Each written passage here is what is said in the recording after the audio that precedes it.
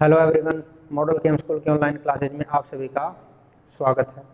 और हम पढ़ रहे हैं +1 की हिस्ट्री का 4th लेसन, जिसका नाम था केंद्रीय इस्लामी प्रदेश।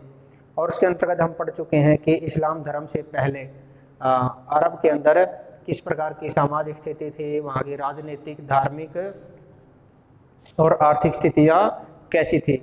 उसके बाद हम लोगों ने पढ़ा कि पैगंबर मोहम्मद का जन्म, उनके जीवन के बारे में पढ़ा और उनकी मृत्यु तक हम लोग ये लेसन पढ़ चुके हैं। अब अगला जो क्वेश्चन ये है पूछा जाता है कि पैगंबर मोहम्मद की शिक्षाओं के बारे में आप क्या जानते थे। तो उन्होंने कौन कौन सी शिक्षाएं हमें दी हैं। तो वो कुछ एक जो शिक्षाएं हैं, जो उनकी मुख्य शिक्षाएं, वो हम लोगों ने लिख रखी हैं। तो सबसे पहले उनकी शिक्षा थी कि अल्लाह एक है। पैगंबर मोहम्मद का कहना था कि कोई अन्य देवी देवता नहीं है, केवल अल्लाह है और वो एक है, वही सर्वशक्तिमान है, उसी ने पूरे ब्रह्मांड की रचना की है, वही इसका पालन करता है और वही इसका विनाश कर सकता है।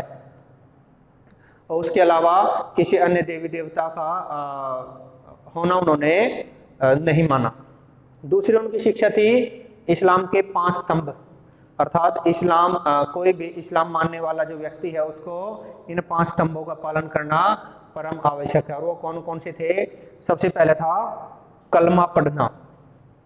और कलमा के अंदर क्या लिख रखा है कि अल्लाह एक है, वही सर्वशक्तिमान है, जो कि हम इसके अंदर पढ़ चुके हैं। सेम बातें लिख रखी हैं, तो उसको पढ़ने के ऊपर उन्होंने जोर दिया है।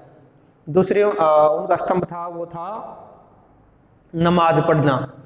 पैगंबर मोहम्मद ने कहा कि प्रत्येक व्यक्ति को, इस्लाम मानने वाले प्रत्येक व्यक्ति को, केवल पागल या बच्चों को छोड़कर अन्य सभी व्यक्तियों को दिन में 5 बार नमाज अवश्य पढ़नी चाहिए। नमाज पढ़ने से पहले हाथ, मुंह, पैरों का धोना आवश्यक था। उन्होंने कहा था कि नमाज पढ़ते समय अल्लाह और अल्लाह को मानने वाले व्यक्ति का सीधा संपर्क होता है।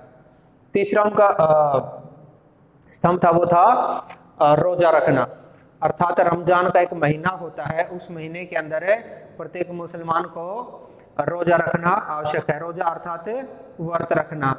और रोजे के समय, रमजान के महीने में क्या है, सूर्योदय से लेकर सूर्यास्त तक दिन में किसी को कुछ भी नहीं खाना होता है, केवल सूर्यास्त के बाद ही भोजन करना होता है। चौथा स्तंभ था, वो था जकात। जकात का अर्थ है दान देना। पैगंबर मोहम्मद ने कहा कि प्रत्येक मुसलमान को अपने जो आमदनी है उसका 2.5% भाग जो है वो दान करना चाहिए। और इस दान से क्या होगा, गरीबों की मदद की जानी चाहिए, मस्जिदों का निर्माण किया जाना चाहिए। इस्लाम का प्रचार प्रसार करने के लिए उन्होंने इस जकात की बात की है। और 5वां जो स्तंभ था वो है हज। हज अर्थात प्रत्येक मुसलमान को अपने जीवन में कभी ना कभी, कम से कम एक बार मक्का की यात्रा अवश्य करनी चाहिए। उसके बाद उनकी तीसरी जो शिक्षा थी वो थी कर्म सिद्धांत। पैगंबर मोहम्मद कर्म सिद्धांत में विश्वास रखने वाले व्यक्ति थे। उन्होंने कहा कि प्रत्येक मनुष्य को उसके कर्मों का फल मिलता है, इसलिए मनुष्य को केवल अच्छे कर्म ही करने चाहिए। उन्होंने कहा कि कयामत के दिन, जिस दिन पूरी पृथ्वी खत्म हो जाएगी, उस दिन केवल कर्मों के आधार पर ही मनुष्य को के स्वर्ग और नरक जाने का फैसला जो है अल्लाह द्वारा लिया जाएगा। चौथी उनकी शिक्षा थी नैतिक सिद्धांत, अर्थात कभी झूठ नहीं बोलनी है, नशीले पदार्थों से दूर रहना है, अपने अतिथियों का सम्मान करना है, छोटों से प्रेम करना और माता पिता का आदर करना है। तो इस प्रकार के उनके जो हैं नैतिक सिद्धांत थे। अगले उनकी शिक्षा थी समानता में विश्वास।